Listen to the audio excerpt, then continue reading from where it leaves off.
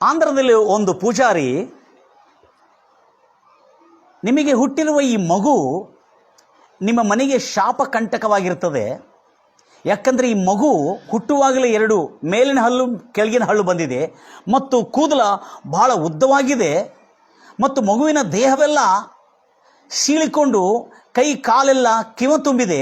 ಈ ಮಗು ನಿಮಗೆ ಶಾಪವಾಗಿ ಹುಟ್ಟಿದೆ. ಹೇಗಾದರೆ ಮಾಡಿ ಈ ಮಗುವನ್ನು ಕೊಂದಾಕಿಬಿಡ್ರಿ, ಇಲ್ಲದಿದ್ದರೆ ಈ ಮಗುವಿನ ಸೋದರ ಮಾವ 1 ವರ್ಷದಲ್ಲಿ ಸತ್ತೋಗ್ತಾನೆ. ಈ ಮಗುವಿನ ತಾಯಿ ಕೆಲವೇ ದಿನಗಳಲ್ಲಿ ಅನಾರೋಗ್ಯದಿಂದ ಸತ್ತೋಗ್ತಾಳೆ. ಅದಕ್ಕಾಗಿ ಈ ಮಗುವನ್ನು ಕೊಂದು ಹಾಕೋದೇ ನಿಮ್ಮ ದೋಷ ಪರಿಹಾರ, ನಿಮ್ಮ ಪಾಪ ಪರಿಹಾರ, ನಿಮ್ಮ ಶಾಪ ಪರಿಹಾರ ಆಗ್ತದೆ ಎಂಬುದಾಗಿ ಆಂಧ್ರದಲ್ಲಿರ್ತಕ್ಕಂಥ ಒಂದು ಗ್ರಾಮದಲ್ಲಿರ್ತಕ್ಕಂಥ ಪೂಜಾರಿ ಆ ತಾಯಿ ತಂದೆಗಳಿಗೆ ಹೇಳ್ತಾರೆ. ಶಾಪ ಮುಕ್ತರಾಗಬೇಕಾದರೆ ಹೆಂಗಿರ್ಬೋದು? ಆದರೆ ನನ್ನ ಪ್ರಿಯ ಸಹೋದರರೇ, ನಿಮಗೊಂದು ಸುವಾರ್ತೆ ಇದೆ. ಇಂಥ ಯಾವುದಾದ್ರೂ ಸಂದೇಶವನ್ನು ಕೇಳಿ ನಿಮ್ಮ ಮಕ್ಕಳನ್ನು ಕೊಂದು ಹಾಕಲಿಕ್ಕೆ ಯಾವುದೇ ದುಷ್ಟ ಜನರು, ದುರ್ಮಾರ್ಗರು, ಮೂಢನಂಬಿಕೆ ಉಳ್ಳವರು ಹೇಳಿದ್ರೆ ದಯಮಾಡಿ ನಿಮ್ಮ ಮಕ್ಕಳನ್ನು ಕೊಂದು ಹಾಕಬೇಡ್ರಿ.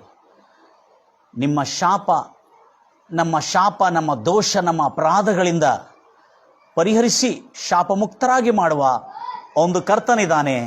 ಆತನ ಹೆಸರೇ ಕರ್ತನಾದ ಯೇಸು ಕ್ರಿಸ್ತನು. ನಮಗಾಗಿ ನಿಮಗಾಗಿ ಆ ಶಿಲುವೆ ಮೇಲೆ ಶಾಪಗ್ರಸ್ತನಾಗಿ ಜಡಿಯಲ್ಪಟ್ಟು, ಕೊಲ್ಲಲ್ಪಟ್ಟು, ರಕ್ತ ಸುರಿಯಲ್ಪಟ್ಟು ನಮ್ಮನ್ನು ಶಾಪ ಮುಕ್ತನಾಗಿ ಮಾಡಿದ್ದಾನೆ. ಪ್ರಾರ್ಥಿಸೋಣ. ಅದ್ಭುತವಾದಂಥ ದೇವರೇ, ನಿನಗೆ ಸ್ತೋತ್ರ ಉಂಟಾಗಲಿ ಕರ್ತನೆ. ಮೂಢನಂಬಿಕೆಯಲ್ಲಿ ನಡೆಸ್ತಿರ್ತಕ್ಕಂಥ ಮೂಢರು ಕರ್ತನೆ ಮಕ್ಕಳನ್ನು ಕೊಂದು ಹಾಕಬೇಕೆಂಬುದಾಗಿ ಇಂಥ ಪರಿಸ್ಥಿತಿಗಳು ಬಹಳ ಸ್ಥಳಗಳಲ್ಲಿ ಉಂಟಾಗಿದೆ ಕರ್ತನೆ. ರಾಜ, ಅನೇಕ ಕ್ರೈಸ್ತ ಕುಟುಂಬದವರು ಮೂಢನಂಬಿಕೆಗೆ ಮಣಿದು ನಂಬಿ ಅವರ ಜೀವನವನ್ನು ನಾಶ ಮಾಡಿಕೊಳ್ತಾ ಇದ್ದಾರೆ.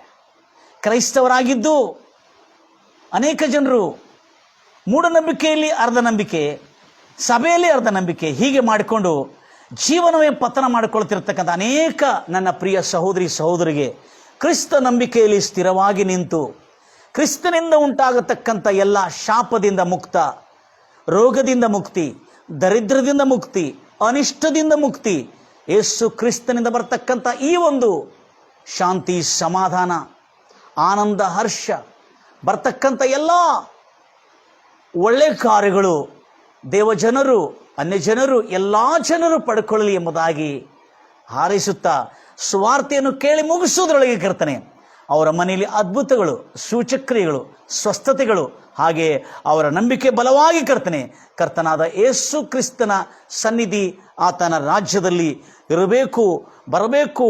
ಆ ರಾಜ್ಯದಲ್ಲಿ ನಾನು ವಾರಸನಾಗಬೇಕನ್ನತಕ್ಕಂಥ ಮನೋಪ್ರೇರಣೆಯನ್ನುಂಟು ಮಾಡಿ ಬರುವಂತೆ ಕರ್ತನೆ ಸಹಾಯ ಮಾಡು. ಕೃಪೆಯಲ್ಲಿ ಶುಭವಾಗಲಿ, ಮೇಲಾಗಲಿ. ಯೇಸು ನಾಮದಲ್ಲಿ ಪ್ರಾರ್ಥಿಸ್ತಾ ಇದ್ದೇನೆ ತಂದೆ. ಒಂದು ಗ್ರಾಮದಲ್ಲಿ ತಾಯಿ ತಂದೆಗಳಿರ್ತಾರೆ. ತಂದೆ ಕ್ರೈಸ್ತವನಲ್ಲ, ತಾಯಿ ನಾಮಕಾರ್ತನವಾದಂಥ ಕ್ರೈಸ್ತವಳು, ಒಂದು ಹೆಸರಿಗೆ ಕ್ರೈಸ್ತವಳು. ಒಂದು ದಿವಸ ಏನಾಯಿತು, ಆ ಗಂಡ ಹೆಂಡತಿ ಚೆನ್ನಾಗಿ ಬದುಕ್ತಾ ಇದ್ರು. ಆ ತಾಯಿ ನಾಮಕಾರ್ಥವಾದಂಥ ಕ್ರೈಸ್ತವಳು, ಅಂದರೆ ತೆಲುಗಿನಲ್ಲಿ, ಕನ್ನಡದಲ್ಲಿ ಅಂತಾರೆ ನಾಮಕಾರ್ಥವಾದಂಥ ಒಂದು ಕ್ರೈಸ್ತವಳು, ಹೆಸರಿಗೆ ಕ್ರೈಸ್ತವಳು. ತಂದೆ ಅನ್ಯ ಜಾತಿ ಜನಾಂಗದವನಾಗಿರ್ತಾನೆ. ಅವನು ಎಲ್ಲ ಮಾಟ ಮಂತ್ರ, ಎಲ್ಲ ದೇವಿ ದೇವತೆಗಳನ್ನು ನಂಬತಕ್ಕಂಥ ವ್ಯಕ್ತಿಯಾಗಿರ್ತಾನೆ. ಆ ದಿವಸ ಏನಾಗ್ತದೆ, ಅವರ ಹೆಂಡತಿ ಪೂರ್ಣ ಗರ್ಭವತಿಯಾಗಿ ಪ್ರಸವಿಸುತ್ತಾಳೆ. ಪ್ರಸವಿಸುವಾಗ ಎಲ್ಲ ಇದೇ ರೀತಿಯಿಂದ ಪ್ರಸವಿಸ್ತಾಳೆ. ಪ್ರಸವಿಸಿದ ಕೂಡಲೇ ಆಸ್ಪತ್ರೆಯಲ್ಲಿರ್ತಕ್ಕಂಥ ವೈದ್ಯರು ಮತ್ತು ಅಲ್ಲಿರ್ತಕ್ಕಂಥ ಶೂಲಗಿತ್ತಿಯರು, ದಾದಿಯರು ಅಂದರೆ ನರ್ಸುಗಳು, ಆ ಮಗುವನ್ನು ನೋಡಿ ಬೆಚ್ಚಿ ಬಿದ್ರಂತೆ. ಯಾಕಂದರೆ ಆ ಮಗುವಿನ ದೇಹವೆಲ್ಲ ಎಲ್ಲ ಸೀಳಿದೆ. ಮಗುವಿನ ದೇಹವೆಲ್ಲ ಸೀಳಿ ಕೈ ಕಾಲು ಎಲ್ಲ ಸೀಳಿಯಾಗಿ ಮಗುವಿನ ದೇಹದಲ್ಲಿ ಕಿವ ಬರ್ತಾ ಇದ್ದಂತೆ. ಒಂದು, ಮಗುಗೆ ಮೇಲಿನ ಮೊದಲನೇ ಹಲ್ಲು ಕೆಳಗಿನ ಮೊದಲನೇ ಹಲ್ಲುಗಳು ಬೆಳೆದಿದೆ ಅಂತೆ, ಮತ್ತು ತಲೆ ಕೂದಲ ತುಂಬ ಒಂದು ಕೈಯಷ್ಟು ಉದ್ದ ತಲೆ ಕೂದಲು ಬೆಳೆದಿದೆ.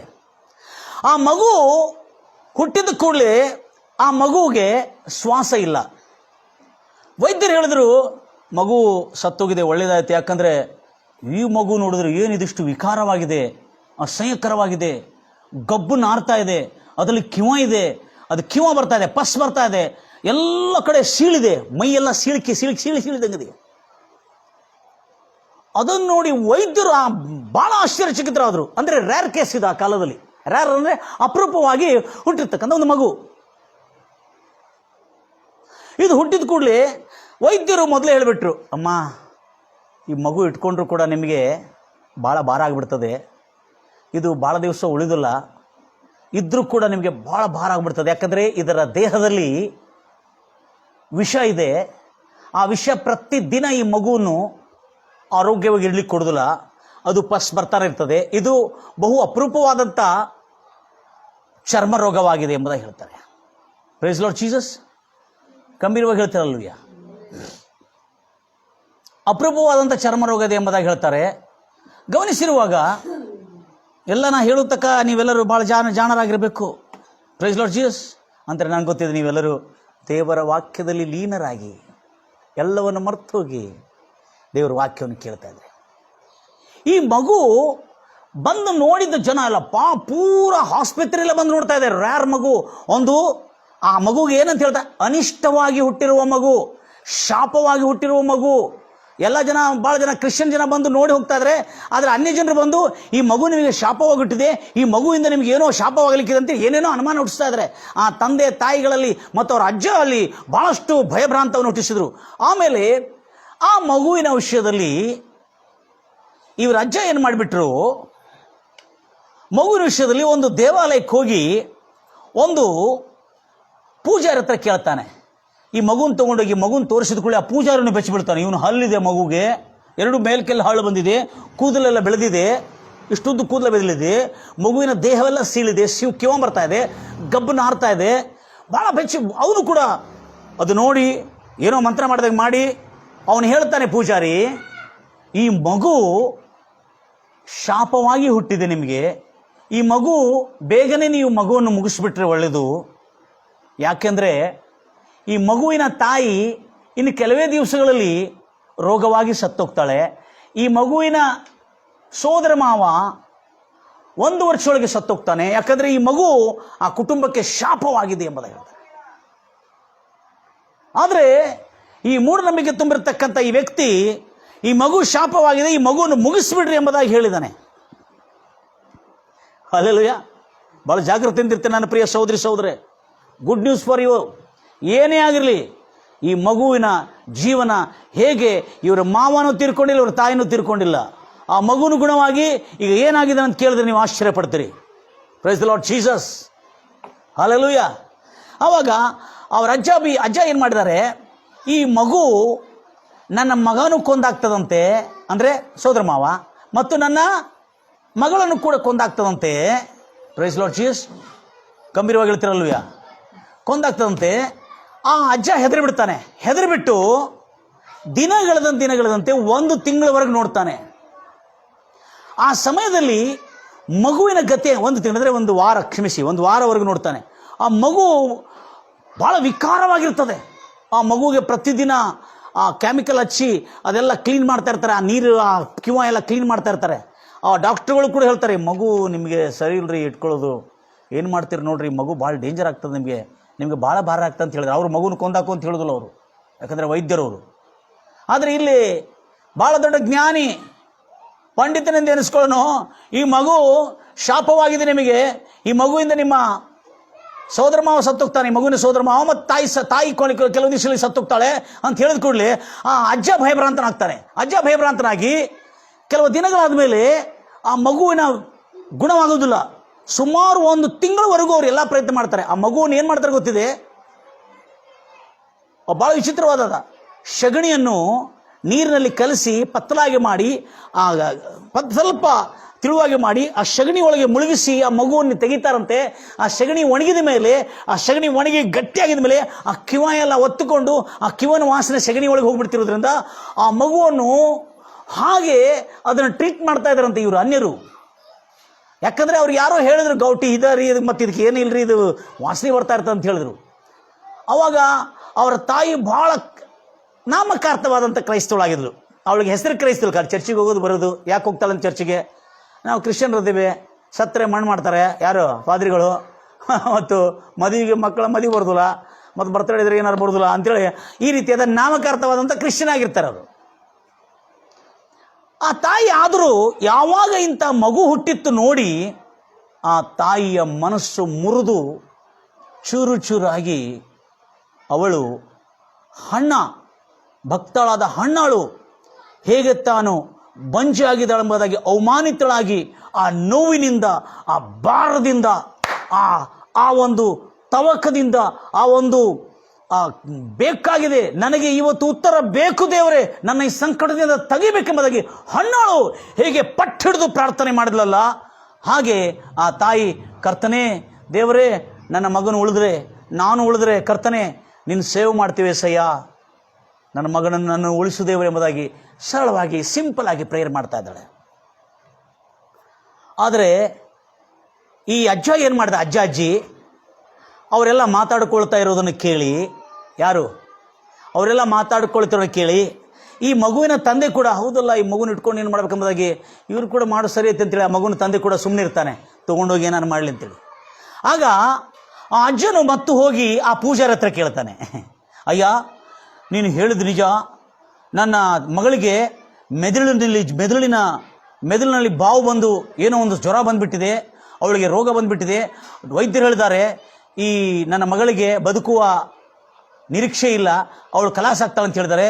ಅಯ್ಯೋ ನನ್ನ ಮಗಳಿಗೆ ಈಗ ಬಂದುಬಿಟ್ಟಿದೆ ಗುರೂಜಿ, ಪೂಜಾರಿಗಳು ನೀವು ಹೇಳಿದ್ದು ಆಗಿದೆ ಅಂಥೇಳಿ ಈತನು ಆ ಮಗುವನ್ನು ಏನು ಮಾಡೋಣ, ನೀವು ಹೇಳಿದ್ರಲ್ಲ ಈಗ ಆ ಮಗುವನ್ನು ಉಳಿದ್ರೆ ನಿಮಗೆ ಶಾಪ ಅಂತ ಹೇಳಿದ್ರೆ, ಈಗ ನಮಗೆ ಈ ಶಾಪದ ಪರಿಹಾರ ಹೇಗಾಗಬೇಕಂತ ಕೇಳಿದ್ರೆ, ನಾನು ಮಂತ್ರತಂತ್ರ ಮಾಡಿ ಕೆಲವು ವಸ್ತುಗಳನ್ನು ಒಂದು ದೊಡ್ಡ ಮಡಿಕೆಯಲ್ಲಿ ಹಾಕಿಕೊಡ್ತೇನೆ, ಆ ಮಡಿಕೆಯಲ್ಲಿ ಆ ಮಗುವನ್ನಿಟ್ಟು ಆ ಮಡಿಕೆಯನ್ನು ಮುಚ್ಚಿ ಫಲಾನ ಕಾಡಿನ ಮೂಡನ ದಿಕ್ಕಿನಲ್ಲಿ ಹೋಗಿ ಅಲ್ಲೇ ಫಲಾನ ಸ್ಥಳದಲ್ಲಿ ಹೋಗಿ ಆ ಮಗುವನ್ನು ಆ ಮಗುವಿನ ಮಡಿಕೆಯನ್ನು ತಗೊಂಡೋಗಿ ಅಲ್ಲಿ ಅದರೊಳಗೆ ಊಣಿಡ್ರಿ ಅಂತ ಹೇಳ್ತಾನೆ. ಯಾರು ಹೇಳ್ತಾರೆ? ಅದು ಪೂಜಾರಿ ಹೇಳ್ತಾನೆ. Hallelujah, praise Lord Jesus. ಭಾಳ ಜಾಗ್ರತೆಯಿಂದ ಇರಬೇಕು ನನ್ನ ಪ್ರಿಯ ಸಹೋದರಿ. ಆದರೆ ಆ ತಾಯಿಗೂ ಇದು ಕೇಳಿಸಲ್ಪಡ್ತದೆ. ಇವಳು ಸುಮಾರಷ್ಟು ದಿನಗಳಾಗ್ತದೆ, ಇವಳು ಅಲ್ಲಾಡ್ತಾ ಇರ್ತಾಳೆ, ಇವಳು ಕೂಡ ಮೆದುಳಿನ ತೊಂದರೆಯಾಗಿ ಅಲ್ಲಾಡ್ತಾ ಇರ್ತಾಳೆ. ಆದರೆ ಇವಳು ಆ ತೊಂದರೆಯಲ್ಲಿ ಕೂಡ ಪ್ರಾರ್ಥನೆ ಮಾಡ್ತಾಳೆ. ಅವಳು ಯಾವಾಗೂ ಜಾಸ್ತಿ ಪ್ರೇಯರ್ ಮಾಡೋದಿಲ್ಲ, ಯಾಕಂದರೆ ಪ್ರೇಯರ್ ಅಂದರೆ ಗೊತ್ತಿಲ್ಲ, ಹೆಚ್ಚು ಪ್ರೇಯರ್ ಮಾಡೋದಿಲ್ಲ, ಖಾಲಿ ವಿದ್ಯೆ ಚರ್ಚಿಗೆ ಹೋಗಿ ಬರ್ತಾಳೆ ಅಷ್ಟೇ ಅಕ್ಕ, ನಾಮಕಾರ್ಥವಾದಂಥ ಕ್ರಿಶ್ಚಿಯನ್. ಆದರೆ ಆ ದಿವಸ ಮನೆಯಲ್ಲಿ ಬಂದಿರತಕ್ಕಂಥ ಆ ಸಂಕಟ, ಆ ವೇದನೆ, ಆ ಮಗುವಿನ ನರಳಾಟ, ಆ ಮಗು ಕಿವ ಸೋರ್ತಾ ಇದೆ, ಮಗುವಿನ ಕೈ ಕಾಲಲ್ಲಿ ಕಿವ ಸೋರ್ತಾ ಇದೆ, ಮೈಯೆಲ್ಲ ಸೀಳಿದೆ, ಎಲ್ಲ ರಕ್ತ ಕಿವ ನೀರೆಲ್ಲ ಬರ್ತಾ ಇದೆ. ಇಂಥ ಒಂದು ಮಗುವನ್ನು ತೆಗೆದುಕೊಂಡು ಗಬ್ಬು ನಾರ್ತಾ ಇದೆ ಅಂತೆ ಆ ಮನೆಯಲ್ಲಿ. ಅಂಥ ಸಮಯದಲ್ಲಿ ಆ ತಾಯಿ ಕಣ್ಣೀರಿನಿಂದ ಪ್ರಾರ್ಥನೆ ಮಾಡ್ತಾ ಇದ್ದಾಳೆ, ದೇವರೇ ಏಸಯ್ಯ, ನನ್ನ ಮಗುವನ್ನು ಉಳಿಸು ದೇವರೇ, ಗುಣಪಡಿಸು ದೇವರೇ, ನನ್ನನ್ನು ಬದುಕಿಸು ದೇವರೇ, ಕಾಪಾಡು ದೇವರೇ, ರಾಜಾ ನನ್ನನ್ನು ಕಾಪಾಡು ದೇವರೇ, ನನ್ನನ್ನು ಬದುಕಿದರೆ ನಾನು ನಿನ್ನ ಸೇವೆ ಮಾಡ್ತೀನಿ ಏಸಯ್ಯ ಅಂತೇಳಿ ಅವಳು ಪ್ರಾರ್ಥನೆ ಮಾಡ್ತಾ ಇರ್ತಾಳೆ. ದಿನಗಳು ಕಳಿತ ಪ್ರಾರ್ಥನೆ ಮಾಡ್ತಾ ಇರ್ತಾಳೆ. ಅಷ್ಟರೊಳಗೆ ಅವರ ಅಜ್ಜ ಆ ಪೂಜಾರಿ ಕೊಟ್ಟಿರ್ತಕ್ಕಂಥ ಆ ಮಡಿಕೆಯಲ್ಲಿರ್ತಕ್ಕಂಥ ಎಲ್ಲ ವಸ್ತುಗಳನ್ನು ಸುಮಾರಷ್ಟು ₹1000 ತಗೊಂಡು, ಎಷ್ಟೋ ₹1000 ಲೆಕ್ಕ ಹೇಳಿಲ್ಲ, ಸಾವಿರಾರು ರೂಪಾಯಿಗಳನ್ನು ತೆಗೆದುಕೊಂಡು ಆ ಮಡಿಕೆಯಲ್ಲಿ ಎಲ್ಲ ಏನೇನೋ ವಸ್ತುಗಳು ಹಾಕಿ ಅದರೊಳಗೆ ಮಗುವನ್ನು ಹಾಕ್ಕೊಂಡು, ಅದ್ರ ಮೇಲೆ ಮಡಿಕೆ ಮೇಲೆ ಆ ಮಣ್ಣಿನ ಕ್ಯಾಪನ್ನು ಹಾಕ್ಕೊಂಡು, ಆ ಮುಚ್ಚಳವನ್ನು ಹಾಕ್ಕೊಂಡು ಈ ಫಲಾನ ದಿಕ್ಕಿನಲ್ಲಿ ಹೋಗಿ ಕಾಡಿನಲ್ಲಿ ಮುಹೂತಿಡ್ಬಿಡು, ಯಾರಿಗೂ ಗೊತ್ತಾಗಬಾರ್ದು ಇದು. ಯಾಕಂದರೆ ಗೊತ್ತಾದ್ರೆ ಏನಾಗ್ತದೆ, ಪೊಲೀಸರು ಬಿಡುದಿಲ್ಲ, ಒಳಗಾಗ್ತಾರೆ ಪೂಜಾರನೇ, ಯಾರಿಗೂ ಗೊತ್ತಾಗಬಾರ್ದು ಅಂತ ಹೇಳ್ತಾನೆ. ಹೇಳಿದ್ಕೊಳ್ಳಿ ಪಾಪ ಈ ಅಜ್ಜ ಏನು ಮಾಡ್ತಾನೆ, ಸೈಕಲ್ ಮೇಲೆ ಅದನ್ನು ಕಟ್ಟಿಕೊಂಡು ಚೀಲದ ಮೇಲೆ ತಗೊಂಡು ಮೆಲ್ಲಗೆ ತಗೊಂಡು ಅಲ್ಲಿ ಕಾಡಿನಲ್ಲಿ ಹೋಗಿ ಅದನ್ನು ಅಲ್ಲಿ ಮಣ್ಣು ಮಾಡಿ ಬರ್ತಾನೆ ರೀ. ತೆಗೆದು ಮಣ್ಣು ಒಳಗೆ ಹಾಕಿ ಬರ್ತಾನೆ ಆ ಮಗು, ಜೀವಂತ ಮಗುವನ್ನು. ನನ್ನ ಪ್ರಿಯ ಸಹೋದರಿ ಸಹೋದರೇ, ಜಾಗ್ರತೆಯಿಂದ ಕೇಳ್ಕೊಳ್ತೀವಿ. ಇಂಥ ದುಷ್ಟ ಮೂಢನಂಬಿಕೆಯನ್ನು ಬೆಳೆಸ್ತಿರ್ತಕ್ಕಂಥ ಮೂಢರಿಂದ ಬಹಳ ಜಾಗೃತರಾಗಿರ್ತೀರಿ. ಇವರು ದುಷ್ಟರು ಇವರು. ಆಮೇಲೆ ಏನಾಯಿತು, ಈ ತಾಯಿ ಪ್ರಾರ್ಥನೆ, ಕಣ್ಣೀರಿಂದ ಪ್ರಾರ್ಥನೆ ಮಾಡ್ತಿರುವಾಗ ಅವಳಿಗೆ ದೇವದರ್ಶನ ಉಂಟಾಯಿತು. ಈ ಮಗುವನ್ನು ಎಲ್ಲಿ ತಗೊಂಡು ಹೋಗ್ತಾ ಇದ್ದಾರೆ ಅಂತೇಳಿ ದೇವರು ಸ್ವರ ಕೇಳಿಸ್ತಾ ಇದೆ ಮತ್ತು ದರ್ಶನ ಕಾಣ್ತಾ ಇದೆ, ಸ್ವರ ಕೇಳಿಸ್ತಾ ಇದೆ ಮತ್ತು ದರ್ಶನ ಕಾಣಿಸ್ತಾ ಇದೆ. ಆ ಮಗುವನ್ನು ಮಡಿಕೆಯಲ್ಲಿ ತಗೊಂಡು ಹೋಗ್ತಾ ಇರುವುದನ್ನು, ಆದರೆ ಯಾರು ತಗೊಂಡು ಹೋಗ್ತಾ ಇದ್ದಾರೆ ಅಂತ ಗೊತ್ತಿಲ್ಲ. ಯಾರು ತಗೊಂಡು ಹೋಗ್ತಾ ಇದ್ದಾರೆ ಅಂತ ಗೊತ್ತಿಲ್ಲ ಅವಳಿಗೆ. ಆ ಮಗುವನ್ನು ತಗೊಂಡೋಗಿ ಫಲಾನ ಜಾಗದಲ್ಲಿ ಮಣ್ಣು ಮಾಡಿದ್ದಾರೆ ಅಂತ ಗೊತ್ತಾಗಿದೆ. ಇವಳು ಕೆಲವೇ ಸಮಯ ಆದ ನಂತರ ಈ ರಜ್ಜ ಮಣ್ಣು ಮಾಡಿ ಬಂದ್ಬಿಟ್ಟಿದ್ದಾನೆ. ಇವಳು ಅದನ್ನು ಹುಡುಕೊಳ್ತಾ, ದೇವರು ಅವಳ ಪ್ರಾರ್ಥನೆಯನ್ನು ಕೇಳಿ. ಎಲ್ಲರೂ ಹೇಳ್ತಿರಲ್ಲಯ್ಯ. ಯೆರೆಮೀಯ ಪ್ರವಾಚಕನ ಪುಸ್ತಕ 33 3ನೇ ವಚನ, ಬೇಗನೆ ಓದ್ತೀರಿ. ಯೆರೆಮೀಯ ಪ್ರವಾಚಕನ ಪುಸ್ತಕ 33 3ನೇ ವಚನದಲ್ಲಿ ಗಂಭೀರವಾಗಿ ಹೇಳ್ತಿರಲ್ಲಯ್ಯ, ನೀನು ನನ್ನನ್ನು ಕೇಳಿಕೊಂಡರೆ, ನೀನು ನನ್ನನ್ನು ಪ್ರಾರ್ಥಿಸಿದರೆ ನಾನು ನಿನಗೆ ಸದುತ್ತರವನ್ನು, ಒಳ್ಳೆಯ ಉತ್ತರವನ್ನು ಕೊಡುವೆನು. ನಿನಗೆ ತಿಳಿಯದ ಮಹತ್ವವಾದಂಥ ಗೂಢಾರ್ಥಗಳನ್ನು ನಿನಗೆ ತಿಳಿಯದ ಮಹತ್ವವಾದಂಥ ಗೂಡುಗಳನ್ನು ನಿನಗೆ ಪ್ರಕಟಗೊಳಿಸುವನು ಎಂಬುದಾಗಿ ಹೇಳಿದ. ಇವಳು ಪ್ರಾರ್ಥನೆ ಮಾಡಿದ ಕೂಡಲೇ ದೇವರು ಆ ತಾಯಿಗೆ, ಆ ಕರಳು ಕಿತ್ತುಕೊಂಡು ಬಿದ್ದಿದ್ದ ತಾಯಿಗೆ, ಆ ತಾಯಿ ಅಂತ ಮಗುವನ್ನು ಹೆತ್ತಿದ್ದಕ್ಕಾಗಿ ಆ ತಾಯಿ ಕಣ್ಣೀರು, ಆ ತಾಯಿ ಬಾಧೆ ಎಷ್ಟು ಇರಲಿರಿ, ಎಂಥ ರೋಗಸ್ಥನಾದ ಮಗು ಇದ್ರೂ ಕೂಡ ಹೆತ್ತ ತಾಯಿ ತನ್ನ ಮಕ್ಕಳನ್ನು ಬಿಟ್ಕೊಳ್ತಾರೆ. ಅಜ್ಜಿ ಆಗ್ತದ ಬಿಡ್ಲಿಕ್ಕೆ? ಆದರೆ ಈ ಗೂಢಾರ್ಥವನ್ನು ಬಯಲುಗೊಳಿಸಿದ ಕೂಡಲೇ ಈ ತಾಯಿ ದೇವ ದರ್ಶನವನ್ನು, ದೇವರ ಸ್ವರವನ್ನು ಕೇಳ್ತಾ ಹೋಗ್ತಾ ಇದ್ದಾಳಂತೆ. ಅವಳು ಪ್ರಾರ್ಥನೆ ಮಾಡಿದ ಮೇಲೆ ಆ ಕಾಡುವರೆಗೂ ಹೋಗಿ ಫಲಾನ ಕಾಡಿನ ಸ್ಥಳದಲ್ಲಿ ಅವಳಿಗೆ ದರ್ಶನ ತೋರಿಸ್ತಾ ಇದ್ದಾರೆ. ಇಲ್ಲಿಂದ ದರ್ಶನ ತೋರಿಸ್ತಾರೆ. ಸರಿಯಾಗಿ ಹೋಗಿದ್ಕೊಳ್ಳಿ ಅಲ್ಲೇ ಮಣ್ಣು ಹಾಕಿರ್ತಕ್ಕಂಥ ಒಂದು ಸ್ಥಳ ಇತ್ತಂತೆ. ಆ ಮಣ್ಣನ್ನು ತೆಗೆದು, ಆ ಪಾಟನ್ನು ತೆಗೆದುಕೊಳ್ಳಿ, ಆ ಪಾಟ್ ಒಳಗೆ, ಆ ಒಂದು ಮಡಕೆ ಒಳಗೆ ಆ ಮಗು ಪಾಪ ಕೊನೆಯ ಉಸಿರು ಎಳಿತಾ ಇತ್ತಂತೆ. ಆ ಮಗುವನ್ನು ತೆಗೆದು ಹಾಲು ಕುಡಿಸ್ಕೊಳ್ತಾ ಆ ತಾಯಿ ಹತ್ತುಕೊಳ್ತಾ ತಿರುಗಿ ಮನೆಗೆ ಬಂದ್ಲು. ದೇವರು ಆ ದರ್ಶನದಲ್ಲಿ ಆ ತಾಯಿಗೆ ಒಂದು ಅದ್ಭುತವಾದಂಥ ಮಾತು ಹೇಳಿದ್ದಾನೆ. ದರ್ಶನ ಏನಂದರೆ, ಪ್ರಾರ್ಥನೆ ಮಾಡ್ತಿರುವಾಗ ಆ ತಾಯಿ ಹೇಳಿದಾನೆ, ಈಗೋ ನಿನಗೆ ಜನ್ಮಿಸಿರುವ ಆ ಮಗು, ದೇವರು ದರ್ಶನ ಕೊಟ್ಟಿದ್ದಾರೆ, ನಿನಗೆ ಜನಿಸಿರುವ ಆ ಮಗು ನನ್ನ ಸೇವೆಗಾಗಿ, ನನ್ನ ರಾಜ್ಯದ ವಿಸ್ತಾರಕ್ಕಾಗಿ ನಾನು ಆರಿಸ್ಕೊಂಡಿದ್ದೇನೆ. ಆದರೆ ನಿಮ್ಮ ಜನರು ಆ ಮಗುವನ್ನು ಮಡಿಕೆಯಲ್ಲಿಟ್ಟು ಒಂದು ಕಡೆ ಹೋಗಿ ಹೂತಿಡ್ಲಿಕ್ಕೆ, ಕೊಂದು ಹಾಕ್ಲಿಕ್ಕೆ ನೋಡ್ತಾ ಇದ್ದೇನೆ.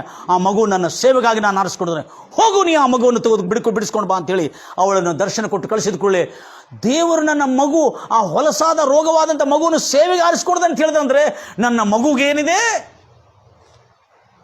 ರಕ್ಷಣೆ ಇದೆ. ಎದರಿಂದ?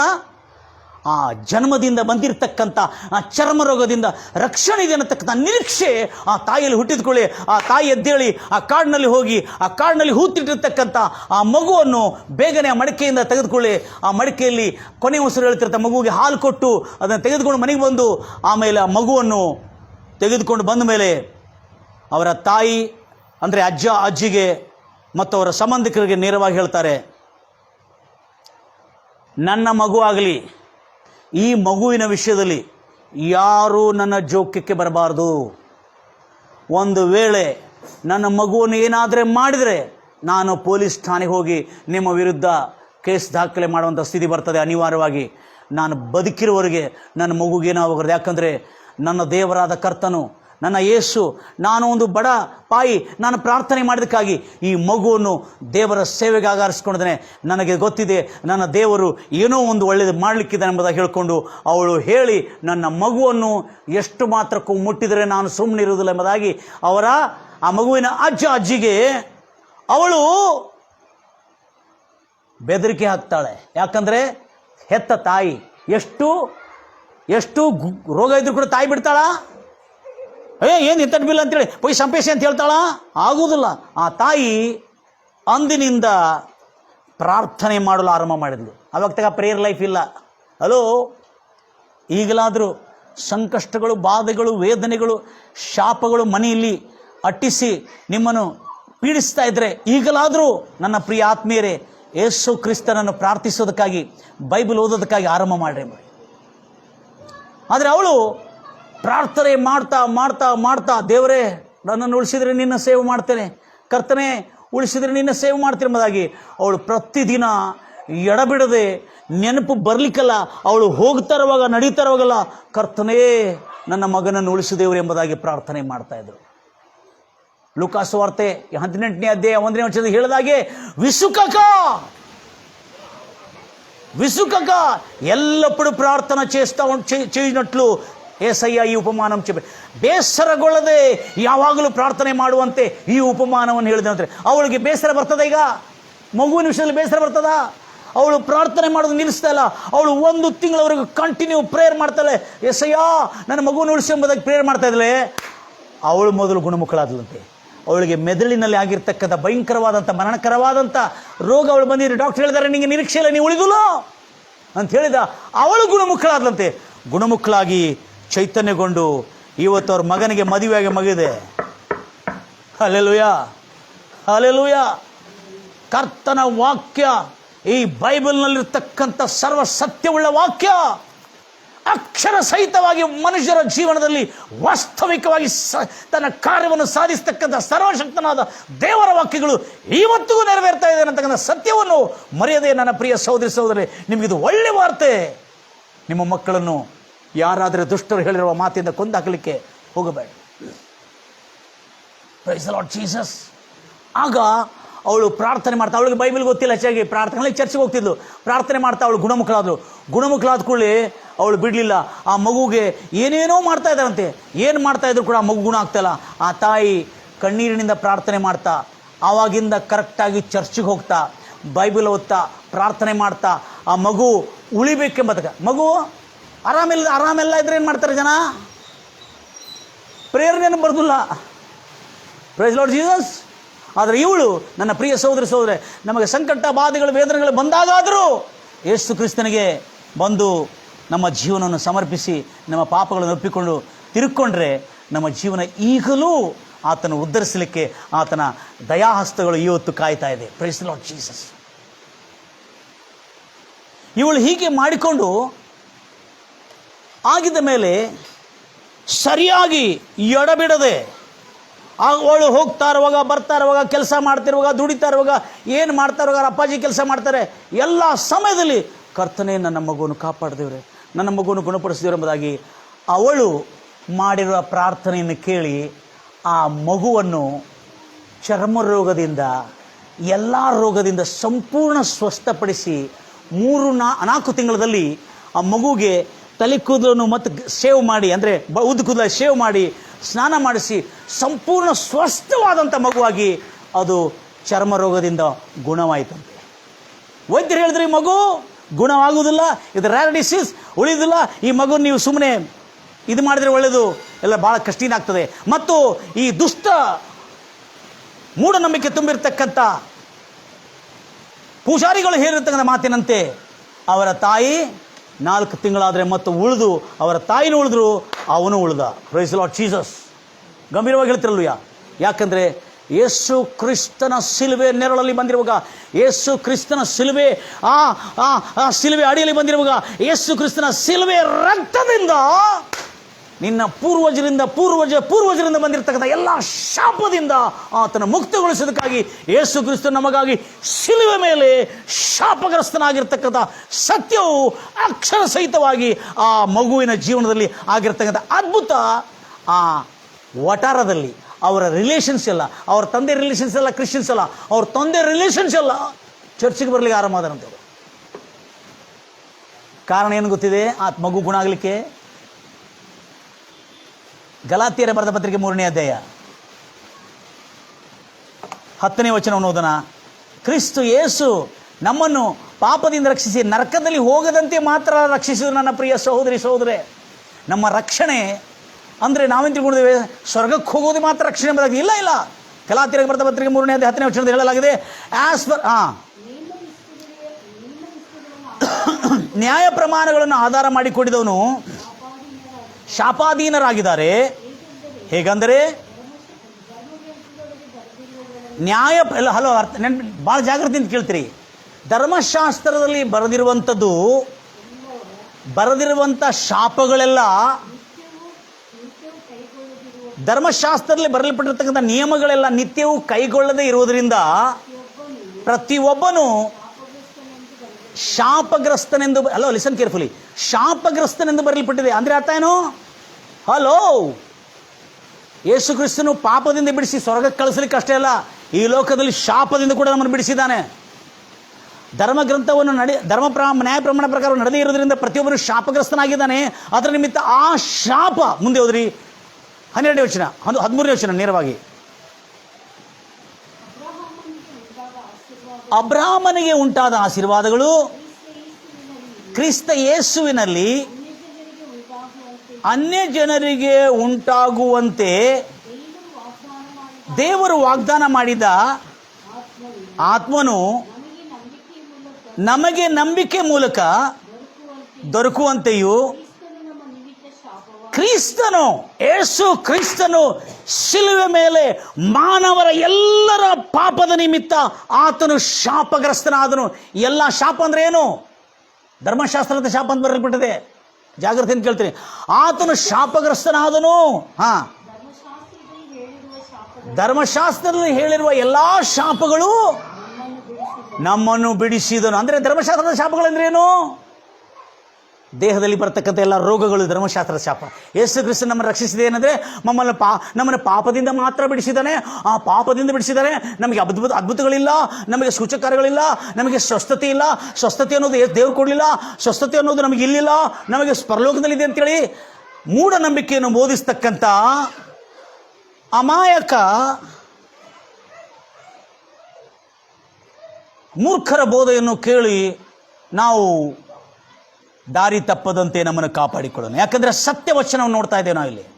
ಏನಂತೇಳಿ, ಕ್ರಿಸ್ತನು ನಮ್ಮ ನಿಮಿತ್ತ ಶಾಪವಾದನು. 10ನೇ ವಚನದಲ್ಲಿ ಅಲ್ಲಿ ನಾವು ನೋಡ್ತಾ ಇದ್ದೇವೆ. ಕಿಂಗ್ ಜೇಮ್ಸ್ ಓದ್ತಿರೊಬ್ಬರು, ಯಾಕೆಂದರೆ ಕಾರಣ ಏನಂದ್ರೆ, ಈ ನ್ಯಾಯ ಪ್ರಮಾಣದ ಕ್ರಿಯೆಗಳು ಯಾರು ಆಧಾರ ಮಾಡಿಕೊಳ್ಳಲು ಶಾಪಾಧೀನರಾಗಿದ್ದಾರೆ. ಕಾರಣ ಏನಂದ್ರೆ, ಈ ನ್ಯಾಯ ಪ್ರಮಾಣದಲ್ಲಿರುವ ಗ್ರಂಥದೊಳಗಿರುವ ಬರೆದಿರುವ ನಿತ್ಯವೂ ಕೈಗೊಳ್ಳದೇ ಇರುವುದರಿಂದ ಪ್ರತಿಯೊಬ್ಬನು ಶಾಪಗ್ರಸ್ತನಾಗಿದ್ದಾನೆ. ಬರೆದಿದೆ. ಮುಂದೆ 12ನೇ ವಚನ, ಇದಲ್ಲದೆ ನ್ಯಾಯ ಪ್ರಮಾಣವು ನಂಬಿಕೆಗೆ 12ನೇ ವಚನ 13ನೇ ವಚನ ಕ್ಷಮಿಸಿ, ಕ್ರಿಸ್ತನು ನಮ್ಮ ನಿಮಿತ್ತ ಆತನು ನಮ್ಮ ಶಾಪಗಳ ನಿಮಿತ್ತ ಆತನು ಶಾಪಗ್ರಸ್ತನಾದನು. ನ್ಯಾಯ ಪ್ರಮಾಣದಲ್ಲಿ ಬಂದಿರತಕ್ಕಂಥ ಎಲ್ಲಾ ಶಾಪಗಳನ್ನು, ನ್ಯಾಯ ಪ್ರಮಾಣದ ಎಲ್ಲಾ ಶಾಪಗಳಿಂದ ಯೇಸು ಕ್ರಿಸ್ತನು ನಮ್ಮನ್ನು ಮುಕ್ತಗೊಳಿಸಿದನು, ಬಿಡಿಸಿದನು. ಕಾರಣ ಏನಂದ್ರೆ, ಮರಕ್ಕೆ ಸಿಲುಬೆಗೆ ತೂಗು ಹಾಕಲ್ಪಟ್ಟವನು ಪ್ರತಿಯೊಬ್ಬನು ಶಾಪಗ್ರಸ್ತನೆಂದು ಬರೆದಿದೆಯಲ್ಲ. ಅಬ್ರಾಹ್ಮನಿಗೆ ಉಂಟಾದ ಆರೋಗ್ಯದ ಆಶೀರ್ವಾದ, ಆರ್ಥಿಕ ಆಶೀರ್ವಾದ, ಆತ್ಮಿಕ ಆಶೀರ್ವಾದ, ಸಾಮಾಜಿಕ ಆಶೀರ್ವಾದ ಕ್ರಿಸ್ತ ಯೇಸುವಿನ ಮೂಲಕ ಅನ್ಯ ಜನರಿಯಾದ ನಮಗೆ ಉಂಟಾಗುವಂತೆ ದೇವರು ವಾಗ್ದಾನ ಮಾಡಿದ ಆತ್ಮದ ಮೂಲಕವಾಗಿ ಆತ್ಮನು ನಮಗೆ ನಂಬಿಕೆ ಮೂಲಕ ದೊರಕುವಂತಾಯ್ತು. ಈಗ ಹೇಳಿ, ಯೇಸು ಕ್ರಿಸ್ತ ನೋಡ್ರಿ, ಆ ಒಂದು ದುಷ್ಟ ಮೂಢನಂಬಿಕೆಯನ್ನು ನಡೆಸ್ತಕ್ಕಂಥ ಅವನು ಮಕ್ಕಳನ್ನು ಕೊಂದು ಹಾಕಂತ ಹೇಳಿದಾನೆ. ಆದರೆ ಕರ್ತನಾದ ಯೇಸು ಕ್ರಿಸ್ತನು ಶಾಪಗ್ರಸ್ತರಾಗಿರ್ತಕ್ಕಂಥವ್ರಿಗೆ ರಕ್ಷಣೆ ಕೊಡೋದಕ್ಕಾಗಿ ಶಿಲುವೆ ಮೇಲೆ 2000 ವರ್ಷದ ಕೆಳಗೆ ಮರಣಿಸಿದಕ್ಕಾಗಿ ಈಗ ಆ ಮಗು ಸಂಪೂರ್ಣವಾಗಿ ಗುಣವಾಗಿ 10ನೇ ತರಗತಿ ಓದಿ ಕಾಲೇಜ್ ಮಾಡಿ ಅವರ ಮಾಮನೂ ಸತ್ತೋಗಿಲ್ಲ.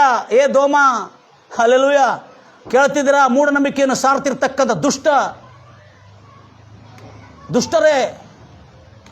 ಅವರ ಮಾಮನೂ ಸತ್ತೋಗಿಲ್ಲ, ಅವ್ರ ತಾಯಿನೂ ಸತ್ತೋಗಿಲ್ಲ. ಆ ಶಾಪಗ್ರಸ್ತವಾದ ಮಗು ಅಬ್ರಾಮನ ಆಶೀರ್ವಾದಕ್ಕೆ ಬಾಧ್ಯನಾಗಿ ಸೂರ್ಯ ಚಂದ್ರ ನಕ್ಷತ್ರಗಳಿಗೆ ಆಜ್ಞಾಪಿಸಿರುವ ಆ ದೇವರು. ಅಬ್ರಾಮನ ಆಶೀರ್ವಾದ ಅಂದರೆ ಆರೋಗ್ಯ, ಅಬ್ರಾಮನ ಆಶೀರ್ವಾದ ಅಂದರೆ ಐಶ್ವರ್ಯ, ಅಬ್ರಾಮನ ಆಶೀರ್ವಾದ ಅಂದರೆ ಆತ್ಮಿಕ ಆಶೀರ್ವಾದ, ಅಬ್ರಾಮನ ಆಶೀರ್ವಾದ ಅಂದರೆ ಮನಃಶಾಂತಿ, ಅಬ್ರಾಮನ ಆಶೀರ್ವಾದ ಅಂದರೆ ಸಮಾಜದಲ್ಲಿ, ರಾಜ್ಯದಲ್ಲಿ, ರಾಜಕೀಯ ವ್ಯವಸ್ಥೆಯಲ್ಲಿ ಬಲಶಾಲಿಯಾದಂಥ ವ್ಯಕ್ತಿ ಆಗುವಂಥದ್ದೇ ಅಬ್ರಾಮನ ಆಶೀರ್ವಾದ. ಆ ಮಗು 12ನೇ ತರಗತಿ ಓದಿದ ನಂತರ, ಓದುವಾಗ, ಹೈಸ್ಕೂಲ್ ಹೋಗುವಾಗ ಈಗ ಗುಣವಾಗಿದ್ದಾನೆ. ಅವರ ತಂದೆ, ಅವರ ಮಾಮ ಸತ್ತಿಲ್ಲ ಮತ್ತು ಅವ್ರ ತಾಯಿ ಸತ್ತಿಲ್ಲ. ಈ ಮಗು ಸಂಪೂರ್ಣವಾಗಿ ಸ್ವಸ್ಥವಾಗಿ ಶಾಲಾ ಕಾಲೇಜ್ ಮಟ್ಟ ಓದ್ತಾ ಇದ್ದಾನೆ. ಆದರೆ ಇಲ್ಲೇ ಮಧ್ಯದಲ್ಲಿ ಒಂದು ಘಟನೆ ಆಗಿದೆ. ಆರಾಮಾಗಿದ್ಕೊಳ್ಳಿ ಏನು ಮಾಡ್ತಾರೆ ಮಕ್ಕಳು? ಬೈಬಲ್ ಓದೋದಿಲ್ಲ, ಪ್ರೇಯರ್ ಮಾಡೋದಿಲ್ಲ. ಯಾಕಂದರೆ ಅವ್ರ ತಾಯಿ ತಂದೆ ಇಬ್ಬರು, ತಾಯಿ ತಂದೆ ಒಂದು ಗ್ರಾಮದಲ್ಲಿ, ಆಂಧ್ರದ ಒಂದು ಗ್ರಾಮದಲ್ಲಿ ಅವರ ತಾಯಿ ತಂದೆ ಒಂದು ಹಳ್ಳಿಯಲ್ಲಿ ಸೇವೆ ಮಾಡಲಿಕ್ಕೆ ದೇವರ ಸೇವೆಗೆ ಸಮರ್ಪಿಸಿಕೊಂಡು, ಅಯ್ಯೋ ದೇವರು ನಮ್ಮ ಮಗುವನ್ನು ಉಳಿಸಿದ್ದಾನೆ, ಇನ್ನು ಬದುಕಿದ್ರು ಸತ್ತಿದ್ರು ಎಷ್ಟು ಕಷ್ಟ ಬಂದರೂ ಕೂಡ ನಾವು ದೇವರ ಸೇವೆ ಮಾಡೋದಂತೇಳಿ ಒಂದು ಗ್ರಾಮಕ್ಕೆ ಹೋಗಿ, ಮಂಗಲಗಿರಿ ಗ್ರಾಮ, ಆ ಮಂಗಲಗಿರಿ ಗ್ರಾಮಕ್ಕೆ ಹೋಗಿ ಅವರ ತಾಯಿ ತಂದೆ ಸೇವೆ ಮಾಡಲು ಆರಂಭ ಮಾಡಿದರು. ಅಲ್ಲಿ ಸೇವೆ ಮಾಡ್ತಿರುವಾಗ ಆ ತಾಯಿ ತಂದೆಗಳು ಆ ಚರ್ಚ್ನಲ್ಲಿ ಬರ್ತಿರ್ತಕ್ಕಂಥ ಆ ಸ್ವಲ್ಪ ಆದಾಯದಲ್ಲಿಯೇ ಅವರ ಕುಟುಂಬವನ್ನು ನಡೆಸ್ಕೊಂಡು ಹೋಗ್ತಾಯಿದ್ರು. ಈ ಮಗನೇನು ಮಾಡ್ತಿದ್ದ, ಇವು ದೊಡ್ಡವಾಗ್ತಾ ಇದ್ದಾನೆ, ಸ್ವಲ್ಪ ಬರ್ತಡೇಗೆ ಬಟ್ಟೆ ಇಲ್ಲ, ಬರ್ತಡೇಗೆ ಬಟ್ಟೆ ಇಲ್ಲ, ಏನಿಲ್ಲ. ಎಲ್ಲರ ಮಕ್ಕಳು ಬರ್ತಡೇಗೆ ಬಟ್ಟೆ ಹಾಕೋತಾರೆ, ಬೂಟ್ ಇದೆ, ಸಾಕ್ಸ್ ಇದೆ, ಇದಿದೆ, ಎಲ್ಲ ಇದೆ. ಬರ್ತಡೇಗೆ ಬಟ್ಟೆ ಇಲ್ಲ, ಹೌದಾ? ಬರ್ತಡೇಗೆ ಬಟ್ಟೆ ಇಲ್ಲ.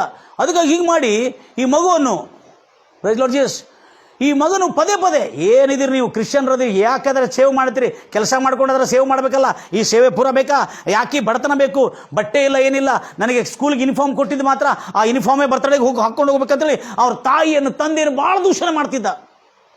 ಎಂಥ ಕ್ರಿಶ್ಚಿಯನ್ ಲೈಫ್ ಇದು, ಇದೇ ಸಹ ಬಡತನ ಬೇಕಾದ ಅಂತೇಳಿ ಅವರು ಭಾಳಷ್ಟು ದೂಷಣೆ ಮಾಡ್ತಿದ್ದ. ಅವನಿಗೆ ಗೊತ್ತಿಲ್ಲ, ನೀವು ಯಾಕೆ ಇದನ್ನು ಮಾಡ್ತಾ ಇದ್ರಿ, ನೀವು ಸುಮ್ಮನೆ ದೇವ್ರ ಸೇವೆ ಅಂತ ತಿಳ್ಕೊಂಡು ಭಿಕ್ಷೆ ಬಿಡಂತ ಪರಿಸ್ಥಿತಿ ಬಂದುಬಿಟ್ಟಿದೆ. ನನಗೆ ಬಟ್ಟೆ ಇಲ್ಲ, ಏನಿಲ್ಲ, ನನಗೆ ಸರಿಯಾಗಿ ಚಪ್ಪಲಿಲ್ಲ, ಏನಿಲ್ಲ, ನಾವು ಎಲ್ಲ ಬಟ್ಟೆ ಬೇಕಂದ್ರೆ ರುಬಾಬ್ ಹೊಡಿತಾರಲ್ಲ ಈಗ ಮಕ್ಕಳು, ಅವ್ರಿಗೇನು ಗೊತ್ತಿರ್ತದೆ ತಂದೆ ತಾಯಿಗಳ ಪಾಡು.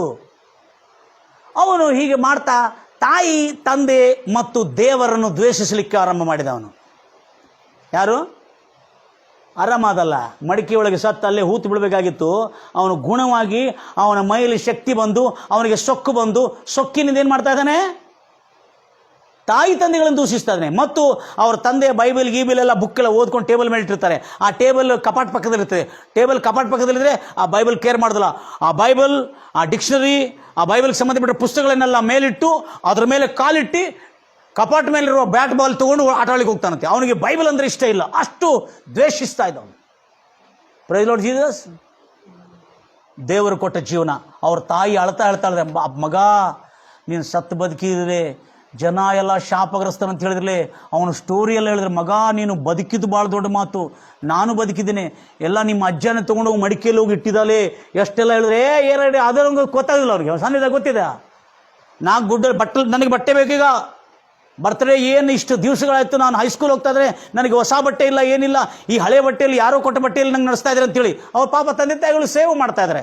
ಪಾಪ ಅವರೆಂಥ ಸೇವೆ, ಅವ್ರಿಗೆ ಸೇವೆ ಪಾಪ ಹೋಗಿದ್ದಾರೆ ಜಸ್ಟಾಗಿ. ಅವ್ರಿಗೆ ಗೊತ್ತಿಲ್ಲ ಆರ್ಥಿಕ ಆಶೀರ್ವಾದ ದೇವರು ಕೊಡ್ತಾನೆ ಅನ್ನೋ ನಂಬಿಕೆ ಇಲ್ಲ ಅವ್ರಿಗೆ.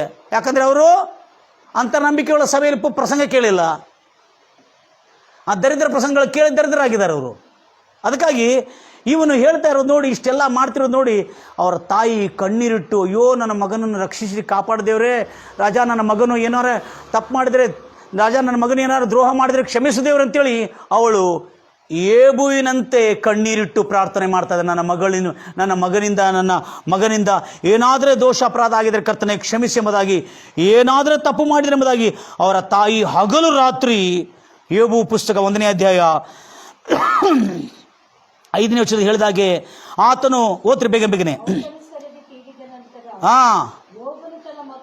ಯೋಬ ಎಂಬ ಭಕ್ತನು ತನ್ನ ಮಕ್ಕಳು ಒಂದು ವೇಳೆ ಹೃದಯದಲ್ಲಿ ದೇವರನ್ನು ದೂಷಿಸಿ ಮಾಡಿರಬಹುದು ಎಂದು ಅವರನ್ನು ಮಕ್ಕಳನ್ನೆಲ್ಲ ಕರೆಸಿ ಅವರನ್ನು ಯಜ್ಞಾರ್ಪಣೆಗಳನ್ನು ಮಾಡಿ ಶುದ್ಧಿಗೊಳಿಸಿ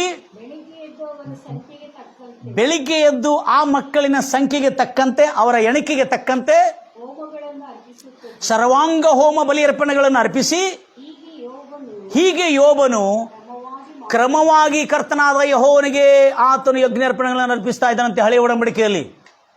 ಅದೇ ರೀತಿಯಲ್ಲಿ ಈ ತಾಯಿ, ಅಯ್ಯೋ ನನ್ನ ಮಗನು ಭಾಳಷ್ಟು ಓಡಾಡ್ತಾ ಇದ್ದಾನೆ, ನನ್ನ ಮಗನು ಭಾಳಷ್ಟು ಮಾತು ಕೇಳ್ತಾ ಇಲ್ಲಲ್ಲ, ನನ್ನ ಮಗನು ಇಷ್ಟೆಲ್ಲ ಮಾಡ್ತಾರೆ, ಭಾಳ ಕಣ್ಣೀರಿನಿಂದ ಪ್ರಾರ್ಥನೆ ಮಾಡ್ತಾ ಇದ್ದಾಳೆ ಅವರು. Praise the Lord Jesus. ಭಾಳ ಕಣ್ಣೀರಿನಿಂದ, ಮಗ ನೀ ಬದುಕಿದೆ ಅಂದರೆ ಆ ದೇವರ ಕೃಪೆಪ್ಪ, ಹಂಗೆ ಮಾಡಬೇಡ ಮಗ, ಚರ್ಚಿಗೆ ಬಾಪ್ಪ ಅಂದರೆ ಚರ್ಚಿಗೆ ಬರೋದಿಲ್ಲ. ತಾಯಿ ತಂದೆಗಳು ಚರ್ಚ್ ನಡೆಸ್ತಾ ಇದ್ದಾರೆ, ಈ ಮಗ ಚರ್ಚಿಗೆ ಬರೋದಿಲ್ಲ, ಇವನು ಆಟ ಆಡ್ಲಿಕ್ಕೆ ಹೋಗ್ತಾನೆ, ನಾ ಬರೋದಿಲ್ಲ, ಹೋಗು, ಬಟ್ಟೆ ಇಲ್ಲ ಏನಿಲ್ಲ, ಇಂಥ ಬಿಕಾರಿ ಬದುಕಬೇಕಂತೇಳಿ ಹಾಗೆ ಮಾಡಿ ಅವನು ದೂಷಣೆ ಮಾಡ್ತಾ ಇದ್ರೆ, ಅವ್ರ ತಾಯಿ ಪ್ರತಿದಿನ ರಾತ್ರಿ ಬೆಳಿಗ್ಗೆ 5 ಗಂಟೆಗೆದ್ದು ಆ ಮಗುವಿನ ತಲೆ ಮೇಲೆ ಕೈ ಇಟ್ಟು ಪ್ರಾರ್ಥನೆ ಮಾಡ್ತಿದ್ಲಂತೆ. ಹಲ್ಲೆಲೂಯಾ. ಇವನು ಛೀ ತೆಗಿ ಕೈಯೇನು, ನಿದ್ರಿ ಬರ್ತಂತೆ, ಏನು ಬರ್ತದೆ, ಏನು ಮಾಡ್ತಾ ಇದ್ದೀನಿ ಏನದು, ಸತ್ತಿನೇನು, ನನ್ನ ತಲೆ ಮೇಲೆ ಕೈ ಇಟ್ಟು ಪ್ರಾರ್ಥನೆ ಮಾಡ್ತಾ ಇದ್ದಿ ಅಂತೇಳಿ ತಾಯಿಯನ್ನು ಭಾಳಷ್ಟು ದೂಷಿಸ್ತಾ ಇದ್ದಂತೆ.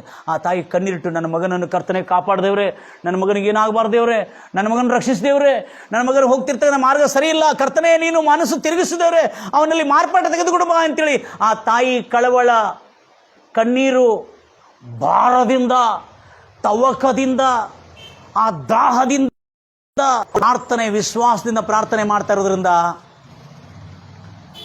ಒಂದು ದಿವಸ ಅವರ ಚರ್ಚಲ್ಲಿ ಇರತಕ್ಕಂಥ ಎಷ್ಟೋ ಜನರು ದೇವರು ನಂಬಿಕೊಂಡು ಟ್ರೈನಿಂಗ್ ಹೋಗ್ತಾರೆ. ಅವರ ಚರ್ಚಲ್ಲಿ, ಯಾರು ಅವ್ರ ತಂದೆ ತಾಯಿ ಚರ್ಚಲ್ಲಿ ಎಷ್ಟೋ ಜನ ಟ್ರೈನಿಂಗ್ ಹೋಗ್ತಾ ಇರ್ತಾರೆ.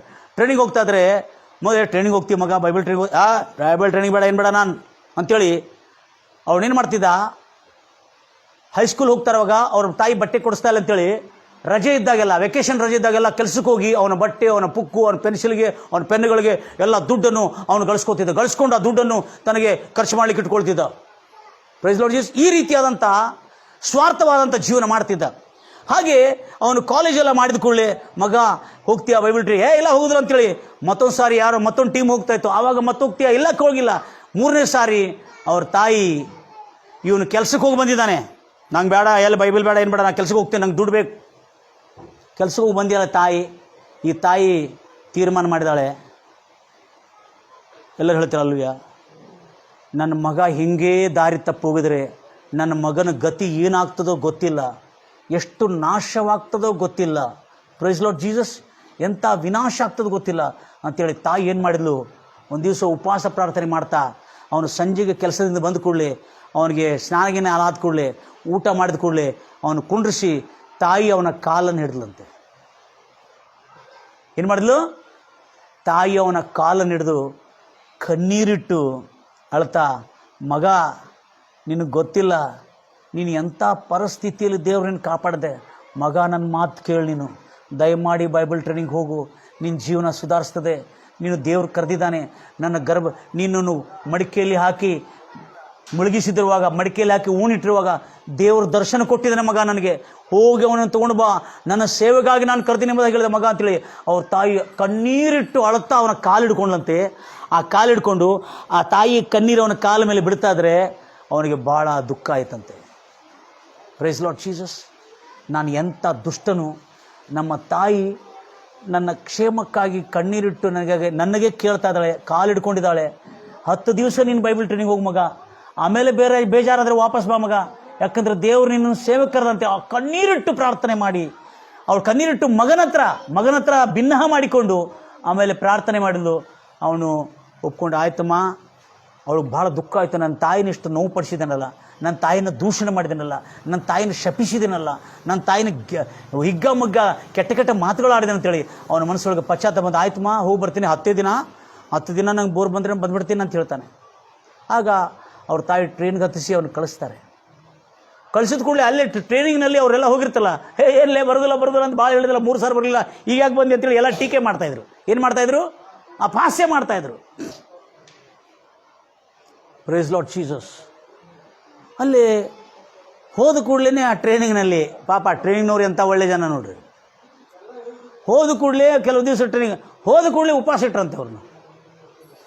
ಅವನು ಉಪವಾಸ ಯಾವತ್ತಿರಲಿಲ್ಲಂತೆ, ಯಾವಾಗಲೂ ಊಟ ಬೆಳಗ್ಗೆ ಸಂಜೆಗೆ ಮಧ್ಯಾಹ್ನ ಆ ಥರ ಡಬ್ಬೆ ಆಗಿದ್ದು ಶೇಂಗಾ ಪಿಂಗ ತಿಂದು ಎದ್ದವನು. ಅವನು ಉಪವಾಸ ಇಟ್ರಂತೆ. ಉಪವಾಸ ಇಟ್ಟುಗಳಿಗೆ ಅವನಿಗೆ ತ್ರಾಸಾಯಿತು. ಆದರೆ ಆ ಉಪವಾಸ ಇಟ್ಟು ಸಂಜೆಗೆ ಊಟ ಕೊಡ್ತಿದ್ರು, ಆವಾಗ ಅವನ ದೇಹದಲ್ಲಿರ್ತಕ್ಕಂಥ ಕೆಲವು ಫೀಲಿಂಗ್ಸ್ಗಳು ಚೇಂಜ್ ಆಗ್ತಾ ಬಂದಿದಂತೆ.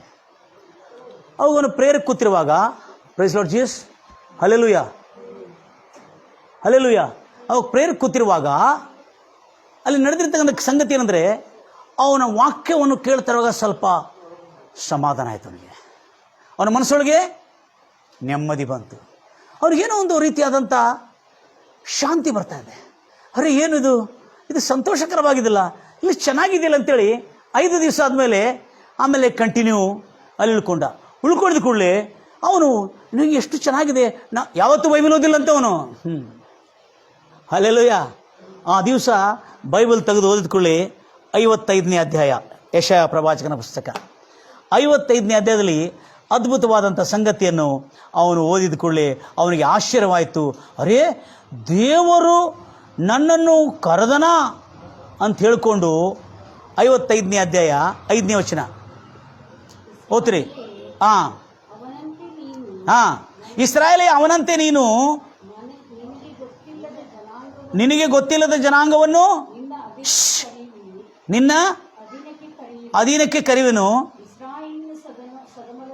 ಇಸ್ರಾಯೇಲರ ಪವಿತ್ರವಾದಂಥ ದೇವರು ಎಂದು ಎನಿಸಿಕೊಳ್ಳುವ ನಿನ್ನ ದೇವರಾದ ಯೆಹೋವನು.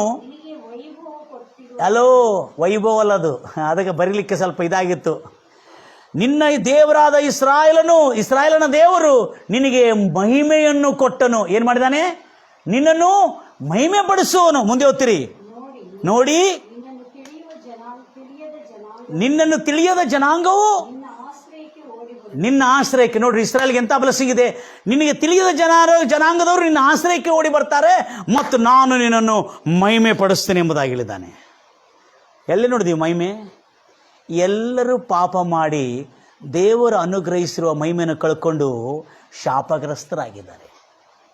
ಆದರೆ ಬೈಬಲ್ ಹೇಳ್ತಾ ಇದೆ, ದೇವರ ಮಹಿಮೆ ಅಂತದಂದರೆ, ಇಗೋ ನಾನು ನಿನ್ನನ್ನು ಕರೆದಿದ್ದೇನೆ, ನಿನ್ನ ಆರಿಸ್ಕೊಂಡಿದ್ದೇನೆ, ನಿನ್ನನ್ನು ಮಹಿಮೆಪಡಿಸನು, ಅನೇಕ ಜನ ನಿನ್ನ ಹತ್ರ ಆಶ್ರಯಕ್ಕೆ ಬರ್ತಾರೆ, ನೀನು ಅವ್ರನ್ನ ಆಶೀರ್ವದಿಸ್ತಿ ಎಂಬುದಾಗಿ ಹೇಳ್ತಾರೆ. ಇದನ್ನು ಕೇಳಿ ಮುಂದೆ ಓದ್ತೀರಿ. ಆಮೇಲೆ ಯೆಹೋವನು ದೊರಕುವ ಕಾಲದಲ್ಲಿ ಆತನನ್ನು ಹುಡುಕಿರಿ. ಕಿಂಗ್ ಜೇಮ್ಸ್ ಹೋದ್ರಪ್ಪ ಬೇಗನೆ. ಆತನನ್ನು ಸಮೀಪದಲ್ಲಿರುವಾಗಲೇ ಆತನಿಗೆ ಪ್ರಾರ್ಥನೆ ಮಾಡ್ರಿ.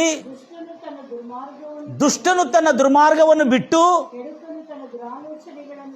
ನೋಡಿದ್ರಾ, ಇದು ಮನಸ್ಸು ತಿರ್ಕೊಳ್ಳಿದರೆ, ದುರ್ಮಾರ್ಗತನವನ್ನು ಬಿಟ್ಟು, ಕೆಡುಕನು ತನ್ನ ದುರಾಲೋಚನೆಗಳನ್ನು ಬಿಟ್ಟು ಯೆಹೋವನ ಕಡೆಗೆ ತಿರುಗಿಕೊಂಡು ಬರಲಿ. ಆಗ ಆತನು ಅವನನ್ನು ಕರುಣಿಸಿ ನಮ್ಮ ದೇವರಾದ ಕರ್ತನನ್ನು ಆಶ್ರಯಿಸಲಿ. ಆತನು ಮಹಾ ಅಪಾರವಾದಂಥ ಕೃಪೆಯಿಂದ ಅವರನ್ನು ಕ್ಷಮಿಸೋಣ. ಅಂದರೆ ಅರ್ಥ ಏನು? ಇಸ್ರಾಯೇಲನ್ನು ಅದಕ್ಕಾಗಿ ಯೂಸ್ ಮಾಡ್ತಾನೆ ಎಂಬುದಾಗಿ ಹೇಳ್ತಾರೆ. ಈತನು ಇದನ್ನು ಕೇಳಿದ ಕೂಡಲೇ, ಅಯ್ಯೋ ನಾನು ಎಂಥ ಘೋರ ಪಾಪಿ. ಆವಾಗ ಇದನ್ನು ಓದಿದ ಕೂಡಲೇ ಅವನು ಅಲ್ಲೇ ಪ್ರಾರ್ಥನಾದಲ್ಲಿ, ಅವರ ಬೈಬಲ್ ಟ್ರೈನಿಂಗ್ನಲ್ಲಿ ಆಗಲಿಕ್ಕೆ ಮುಂಚೆ ಒಂದು ವರ್ಷಿಪ್ ಸಮಯ ಇರ್ತದೆ. ಆರಾಧನಾ ಸಮಯದಲ್ಲಿ ಅವನು ಈ ವಾಕ್ಯವನ್ನು ಓದಿಕೊಳ್ಳಿ ಕಣ್ಣೀರಿಟ್ಟು ಪಶ್ಚಾತ್ತಾಪದಿಂದ ಬಿಕ್ಕಿ ಹತ್ತುಕೊಂಡು ಪ್ರಾರ್ಥನೆ ಮಾಡ್ತಾ ಇದ್ದಾನಂತೆ. ಕಣ್ಣೀರಿಟ್ಟು, ದೇವರೇ ನಾನು ಕ್ಷಮಿಸು ಅಂತೇಳಿ ಅವನಿಗೆ ಎಲ್ಲ ನೆನಪು ಬಂದಿರ್ತಕ್ಕಂಥ, ನಾನು ಬೈಬಲನ್ನು ತುಳಿದಿದ್ದೇನೆ, ಬೈಬಲ್ ಮೇಲೆ ಕಾಲಿಟ್ಟು ಹೋಗಿದ್ದೇನೆ, ನಮ್ಮ ತಾಯಿಯನ್ನು ಶಪಿಸಿದ್ದೇನೆ, ನಮ್ಮ ತಂದೆಯನ್ನು ಶಪಿಸಿದ್ದೇನೆ, ನಾನೆಂಥ ದುರ್ಮಾರ್ಗನು, ನಾನೆಂಥ ಕೆಡುಕನು, ನಾನೆಂಥ ಕೆಟ್ಟ ಆಲೋಚನೆ ಇಟ್ಕೊಂಡಿದ್ದೇನೆ ಅಂಥೇಳಿ ಎಲ್ಲ ಆಲೋಚನೆಗಳೆಲ್ಲ ಅವನಿಗೆ ಸ್ಮರಣಕ್ಕೆ ಬಂದು ಅವುಗಳೆಲ್ಲ ನೆನೆಸಿಕೊಂಡು, ದೇವರೇ ನನ್ನನ್ನು ಕ್ಷಮಿಸಿದೇವ್ರೆ, ನಾನು ದ್ರೋಹಿ ದೇವ್ರೆ, ಅವನ ಎಲ್ಲ ದುರ್ಮಾರ್ಗತನವನ್ನೆಲ್ಲ ಬಾಯಿಂದ ಅರಿಕೆ ಮಾಡ್ತಾ, ಕರ್ತನೇ ನನ್ನನ್ನು ಕ್ಷಮಿಸಿದೇವ್ರೆ, ನನ್ನ ಆಲೋಚನೆಗಳಲ್ಲಿ ಕೂಡ ನಾನು ನಿನ್ನನ್ನು ದೂಷಿಸಿದ್ದೇನೆ, ನಮ್ಮ ತಾಯಿ ತಂದೆಗಳನ್ನು ನಾನು ಶಪಿಸಿದ್ದೇನೆ, ದೂಷಣೆ ಮಾಡಿದ್ದೇನೆ ಎಂಬುದಾಗಿ ಹೇಳಿಕೊಂಡು ಅವನು ಎಷ್ಟು 1.5 ತಾಸುವರೆಗೆ ಅವನು ಕಣ್ಣೀರಿನಲ್ಲಿ ಹಾಗೇ ಕಣ್ಣೀರಿಡ್ತಾ ಬಿಕ್ಕಿ ಅದು ಪಶ್ಚಾತ್ತಾಪ ಪಡ್ತಾ ಇದ್ದಾರೆ. ಅಲ್ಲೇ ಟ್ರೈನಿಂಗ್ ಸೆಂಟರ್ನಲ್ಲಿ ವರ್ಷಿಪ್ ಆಗಿದ್ಮೇಲೆ ಅವ್ರು ಹೋಗ್ತಾರೆ ಕ್ಲಾಸ್ಗೆ. ಇವನನ್ನು ಬಿಟ್ಟು ಹೋಗಿದ್ರಂತೆ. ಯಾಕೆಂದರೆ ಇವನೀಗ ದೇವರ ಪವಿತ್ರಾತ್ಮದ ಆ ದಿವ್ಯ ಶಕ್ತಿ ಅವನನ್ನು ಮುಟ್ಟಿ ಚೇಂಜ್ ಮಾಡಿದೆ. ನಿಮ್ಮನ್ನು ಯಾವಾಗ ಚೇಂಜ್ ಮಾಡ್ತದೆ ಗೊತ್ತಿಲ್ಲ ನನಗೆ. ಹಲ್ಲೆಲೂಯಾ, ಗಂಭೀರವಾಗಿ ಹೇಳ್ತೀರಲ್ವಯ್ಯ? ಹೌದು ರಾಜ, ನಿನ್ನ ನಾಮಕ್ಕೆ ಮಹಿಮೆ. ಹೌದು. ಆಗ ಅವನು ಅಲ್ಲೇ ಚೇಂಜ್ ಆಗಿ, ಸಿಸ್ಟರ್ 4 ವರ್ಷ ಸುದೀರ್ಘ ಬೈಬಲ್ ಟ್ರೈನಿಂಗನ್ನು ಮಾಡ್ಲಿಕ್ಕೆ ಮುಂಚೆ ಅವರ ತಾಯಿ ಫೋನ್ ಮಾಡ್ತಾಳೆ, ಮಗ ಯಾಕಲೇ ಫೋನ್ ಮಾಡಿಲ್ಲ ಎಷ್ಟು ದಿವಸ ಅಂದರೆ ಅವರು ವಾರ್ಡನಿಗೆ ಹೇಳ್ತಾರಂತೆ, ಅಲ್ಲಿ ಅವನು ಶಟ್ಕೊಂಡದೇನೋ, ಅವನು ಭಾಳ ಇದಕ್ಕೆ ಕಳಿಸಿ ನಾನು ಯಾವತ್ತೂ ಬಿಟ್ಟಿರಲಿಲ್ಲ, ಅವ್ನು ಬೇಜಾರು ಬಂದರೆ ಕಳಿಸಿ ನಾನು ಚಾರ್ಜಿಗೆ ಕಳಿಸ್ತೀನಿ ಅಂತ ಅವ್ರ ತಾಯಿ ಮಗನಿಗೆ ಫೋನ್ ಮಾಡ್ತಾರೆ. ಇಲ್ಲ ಮಮ್ಮಿ, ಇವತ್ತು ಸಂಜೆಗೆ ಥಾಮಸ್ ಪಾಸ್ಟರ್ ಅವ್ರು ಬಾಪ್ತಿಸಮ್ ಕೊಡ್ಲಿಕ್ಕೆ ಬರ್ತಾರಂತೆ, ನಾನು ಬಾಪ್ತಿಸಮ್ ತೊಗೊಳ್ಳಿಕ್ಕೆ ತಯಾರಾಗ್ತಾನೆ. ನಿಜ ಹೇಳೋ ಅಂತ ಹೇಳ್ತಾಳೆ. ಹೌದು ಮಮ್ಮಿ, ನಾನು ಬಾಪ್ತಿಸಮ್ ತೊಗೊಳ್ಬೇಕಂತೆ. ಕರೇನಾ, ನೀವು ಏನಾರ ಮಷ್ಕಿರಿ ಮಾಡ್ತಾ ಇದ್ದೆ? ಇಲ್ಲ ಮಮ್ಮಿ, ಹೆಸರು ಕೊಟ್ಟು ಬಂದಿದ್ದೇನೆ, ಬಾಪ್ತಿಸಮ್ ತೊಗೊಳ್ಳಿಕ್ಕೆ ತಯಾರಾಗಿದ್ದೇನೆ, ದೇವರು ನಂಗೆ ಕರೆದಿದ್ದಾನೆ, ದೇವರು ನನ್ನ ಜೊತೆಯಲ್ಲಿ ಮಾತಾಡಿದಾನೆ ಎಂಬುದಾಗಿ. ನಾನು ನಿನ್ನನ್ನು ಆರಿಸ್ಕೊಂಡಿದ್ದೇನೆ, ನಿನ್ನನ್ನು ಕರೆದಿದ್ದೇನೆ, ಅನೇಕ ಜನಾಂಗಗಳಿಗೆ ನಿನಗೆ ಸೇವೆ ಮಾಡ್ತೇನೆ, ಅನೇಕ ಜನಾಂಗಗಳು ನಿನ್ನ ಹತ್ರ ಹುಡುಕ್ತಾ ಬಂದು ನಿನ್ನ ಹತ್ರ ಈ ಆಶ್ರಯವನ್ನು ಪಡ್ಕೊಳ್ತಾರೆ ಎಂಬುದಾಗಿ ನನಗೆ ವಾಗ್ದಾನ ಮಾಡಿದ್ದಾನೆ ತಾಯಿ ಅಂತ ಹೇಳಿದ್ಕೊಳ್ಳಿ. ಅವ್ರ ತಾಯಿ ತಂದೆ ತಾಳ್ಕೊಳ್ಳಲಾರದಷ್ಟು ಸಂತೋಷ ತುಂಬಿತ್ತಂತೆ ಅವ್ರ ಮನೆಯಲ್ಲಿ. ವೆಕೇಷನ್ಗಷ್ಟೇ ಬರ್ತಿದ್ದಂತೆ, ಮನೆಯಲ್ಲಿ ಓದ್ಕೊಂಡು ಮತ್ತೆ ಓದಿದ. 4 ವರ್ಷ ಒಳ್ಳೆ ಬೈಬಲ್ ಕಾಲೇಜ್ ಮಾಡಿ ಈಗ ಒಂದು ಒಳ್ಳೆ ಯುವತಿಯನ್ನು ಮದುವೆ ಮಾಡಿಕೊಂಡು, ಸೇವೆ ಮಾಡ್ತಕ್ಕಂಥ ಯುವತಿಯನ್ನು ಮದುವೆ ಮಾಡಿಕೊಂಡು ಒಂದು ಮಗುವನ್ನು ಹೇರಿ ಅವರ ತಂದೆ ಜೊತೆಲಿ ಸೇವೆ ಮಾಡ್ತಾ ಇದ್ದಾನೆ. ದುಷ್ಟ,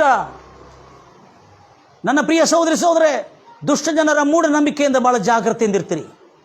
ಮಗು ರೋಗದಿಂದಿದೆ, ಅಂಗವಿಕಲವಾಗಿದೆ, ನಿಮ್ಮ ಮಗು ಶಾಪಗ್ರಸ್ತರಾಗಿದೆ ಎಂಬುದಾಗಿ ಹೇಳಿರುವ ಆ ಮಗು ಇವತ್ತು ಕರ್ತನಾದ ಯೇಸು ಕ್ರಿಸ್ತನಿಗೆ ಆರೋಗ್ಯವಂತನಾಗಿ ಪುಷ್ಟನಾಗಿ ಮತ್ತೊಂದು ಮಾತು ಹೇಳಿದಾನೆ. ಆವತ್ತಿಂದ ಇವತ್ತವರೆಗೆ ಒಂದು ಔಷಧ ತಿಂದಿಲ್ಲಂತೆ ಮನುಷ್ಯ, ಆ ಹುಡುಗ ಅಷ್ಟು ಆರೋಗ್ಯವಾಗಿದ್ದಾನಂತೆ. Praise the Lord Jesus. ಅವರ ತಾಯಿ ಕೂಡ ಪ್ರಾರ್ಥನೆಯಲ್ಲಿದ್ದಾಳೆ, ಅವರ ತಾಯಿ ಕೂಡ ಸಂಪೂರ್ಣ ಆರೋಗ್ಯದಲ್ಲಿದ್ದಾರೆ. ಅವರ ತಾಯಿ ತಂದೆ ಸೇವೆಯನ್ನು ಆಶ್ರಯಿಸಿ ಈ ಹುಡುಗ ಸೂಪರ್ ಆಗಿ ಟ್ರೈನಿಂಗ್ ಆಗಿದ್ದಾನೆ. ಈಗ ಹುಡುಗ, ಆ ಯವನಸ್ಥನು ತನ್ನ ಹೆಂಡತಿ ತನ್ನ ಮಗು ಜೊತೆಲಿ ಸೂಪರ್ ಆಗಿ ಸೇವೆ ಮಾಡ್ತಾ ಇದ್ದಾನೆ. ನನ್ನ ಪ್ರಿಯ ಸಹೋದರೇ, ಯೇಸು ಕ್ರಿಸ್ತನ ಈ ಎಲ್ಲ ವಚನಗಳು ಅಕ್ಷರ ಸಹಿತವಾಗಿ ಈ ಲೋಕದಲ್ಲಿ ಈ ದಿನಗಳಲ್ಲಿ ನೆರವೇರ್ತಾ ಇದೆ. ಪಾಸ್ಟರ್ಗಳು ಪ್ರಾರ್ಥನೆ ಮಾಡಿರುವುದರಿಂದಲ್ಲ, ಪಾಸ್ಟರ್ಗಳು ಪ್ರಾರ್ಥನೆ ಮಾಡಿದ್ರೆ ಗುಣ ಆಗ್ತದೆ, ಸುವಾರ್ತಿಗಳು ದೊಡ್ಡ ದೊಡ್ಡ ಕೂಟಗಳಲ್ಲಿ ಪ್ರಾರ್ಥನೆ ಮಾಡಿದ್ರೆ ಗುಣ ಆಗ್ತದೆ. ನೀವು ನಿಮ್ಮ ಮಕ್ಕಳಿಗಾಗಿ ಯೇಸುವಿನ ಬಳಿಯಲ್ಲಿ ಬಂದು, ಸನ್ನಿಧಿಯಲ್ಲಿ ಬಂದು ಪ್ರಾರ್ಥನೆ ಮಾಡೋದಾದರೆ ನಿಮ್ಮ ಪ್ರಾರ್ಥನೆಯನ್ನು ದೇವರು ಕೇಳಿ ನಿಮ್ಮ ಅಳಲನ್ನು ಲಾಲಿಸಿ ನಿಮಗೆ ಗೂಢಾರ್ಥಗಳನ್ನು ಬಯಲುಪಡಿಸ್ತಾನೆ. ನನ್ನ ಪ್ರಿಯ ಸಹೋದರೇ, ಎಷ್ಟೋ ಆಸಕ್ತಿಯಿಂದ ಕೇಳ್ತಾ ಇದ್ರಿ. ಈಗೋ ಯಾರಾದರೆ ನಿನ್ನ ಮೇಲೆ ಶಾಪ ಇದೆ, ದೋಷ ಇದೆ, ಈ ದೋಷದಿಂದ ಮುಕ್ತವಾಗಬೇಕಾದ್ರೆ ನೀನು ಹೆಣ್ಮಗಳನ್ನು ಬಲಿ ಕೊಡಬೇಕು, ನಿನ್ನ ಮಗನನ್ನು ಬಲಿ ಕೊಡಬೇಕಂತ ಹೇಳಿದ್ರೆ ನಂಬಬೇಡ್ರಿ. ಬೇಗನೆ ಚರ್ಚಿನ ಫಾದರ್ ಹತ್ರ, ಟೀಚರ್, ಬೈಬಲ್ ಸೇವಕರ ಹತ್ರ ಹೋಗಿ ನೀವು ಶರಣಾಗತರಾಗಿರಿ. ನಮ್ಮ ಮಕ್ಕಳಿಗೆ ಹೀಗಂದಿದ್ರೆ ಎಂಬುದಾಗಿ ಹೇಳಿದ್ರೆ ಕ್ರೈಸ್ತ ಸಭಾಪಾಲಕರು ನಿಮಗಾಗಿ ಪ್ರಾರ್ಥನೆ ಮಾಡಿ ನಿಮಗೆ ದಾರಿ ತೋರಿಸ್ತಾರೆ. ಬೈಬಲ್ ಓದ್ರಿ, ನಿಮ್ಮ ಜೀವನದಲ್ಲಿ ರಕ್ಷಣೆ ಬರ್ತದೆ. ಆ ಮಗುನೂ ಪುಷ್ಟವಾಗಿದ್ದಾನೆ, ಆ ತಾಯಿನೂ ಸಾಯ್ತಾಳೆ ಅಂತ ಹೇಳ್ತಾರೆ. ಅವನು ಯಾರು? ಆ ದುಷ್ಟನು. ನಿಮ್ಮ ತಾಯಿ ಸತ್ತೋಗ್ತಾಳೆ ಅಂತ ಹೇಳಿದ, ಆ ಮಗನು ನಿಮ್ಮ ಮಾಮ ಸತ್ತೋಗ್ತಂತೀರ. ಅವರೆಲ್ಲರೂ ಇವತ್ತಿಗೂ ಜೀವಂತವಾಗಿದ್ದಾರೆ. ಆ ಮಗನಿಗೆ ಮದುವೆ ಮಾಡಿ ಮೊಮ್ಮಗನು ಹುಟ್ಟಿದ್ದಾನೆ. ಅಂಥ ಮೂಢನಂಬಿಕೆ ಉಳ್ಳತಕ್ಕಂಥ ಕಾರ್ಯಗಳಿಂದ ಜಾಗೃತರಾಗಿರ್ತೀರಿ. ಕರ್ತನಾದ ಯೇಸು ಕ್ರಿಸ್ತನು ಶಿಲುವೆ ಮೇಲೆ ಭೂಲೋಕದ ಎಲ್ಲ ಜನರ ಶಾಪ ಅಂದರೆ ರೋಗ, ಶಾಪ ಅಂದರೆ ದರಿದ್ರ, ಶಾಪ ಅಂದರೆ ಬಡತನ, ಶಾಪ ಅಂದರೆ ಅನಿಷ್ಟ, ಶಾಪ ಅಂದರೆ ಅಶಾಂತಿ, ಕುಟುಂಬದಲ್ಲಿ ಆನಂದ ನೆಮ್ಮದಿಯಿಂದ ಜೀವನ, ಶಾಪ ಅಂದರೆ ನಿತ್ಯ ನರಕ. ಇವೆಲ್ಲದರಿಂದ ಯೇಸು ಕ್ರಿಸ್ತನನ್ನು ಮುಕ್ತಗೊಳಿಸೋದಕ್ಕಾಗಿ ತಾನು ಶಿಲುವೆ ಮೇಲೆ ಶಾಪಗ್ರಸ್ತನಾಗಿ ನಮ್ಮನ್ನು ಅಬ್ರಾಹ್ಮನ ಆಶೀರ್ವಾದ, ಇಸ್ರಾಯೇಲನ ಆಶೀರ್ವಾದಕ್ಕೆ ಬಾಧ್ಯರಾಗಿ ಮಾಡಿದ್ದಾನೆ. ಎಲ್ಲ ನನ್ನ ಪ್ರಿಯ ಸಹೋದರಿ, ನನ್ನನ್ನು ಕೇಳತಕ್ಕಂಥ ಎಲ್ಲ ನನ್ನ ಪ್ರಿಯ ಮಿತ್ರರೇ, ಇವತ್ತು ನೀವು ಈ ಮಾತನ್ನು ಅಕ್ಷರಸಹಿತವಾಗಿ ನೆರವೇರತಕ್ಕಂಥ ಈ ಮಾತನ್ನು ನಂಬುತ್ತಾ ಇದ್ದೀರಿ. ನನಗೆ ಗೊತ್ತಿದೆ ನಿಮ್ಮ ಜೀವನದಲ್ಲಿ ಕೂಡ ಈಗಲೇ ದೇವರ ಅದ್ಭುತಗಳು ಮಾಡಲಿಕ್ಕಿದ್ದಾನೆ. ಕಣ್ಣನ್ನು ಮುಚ್ಚಿ ನಾವು ಪ್ರಾರ್ಥಿಸೋಣ. ನಮ್ಮನ್ನು ಅತ್ಯಧಿಕವಾಗಿ ಪ್ರೀತಿ ಮಾಡುವ ಪರಲೋಕದಲ್ಲಿರುವಂಥ ನಮ್ಮ ತಂದೆ, ನಿನಗೆ ಸ್ತೋತ್ರ ಉಂಟಾಗಲಿ ಕರ್ತನೆ. ಎಷ್ಟೋ ಆಸಕ್ತಿಯಿಂದ ಕರ್ತನೆ, ಒಂದು ನಾಮಕಾರ್ಥವಾದಂಥ ಕ್ರೈಸ್ತವಳು ಕರ್ತನೆ ತನ್ನ ಮಗನಿಗೆ ಕೇಡು ಬಂದಾಗ, ಅದಕ್ಕಿಂತ ಮುಂಚೆ ಟಿವಿಸಿ ಎಲ್ಲ ಪ್ರೋಗ್ರಾಮ್ಗಳು ನೋಡ್ಕೊತಾ ಟೈಮ್ ಪಾಸ್ ಮಾಡ್ತೀರ, ಆದರೆ ಕೇಡು ಬಂದಾಗ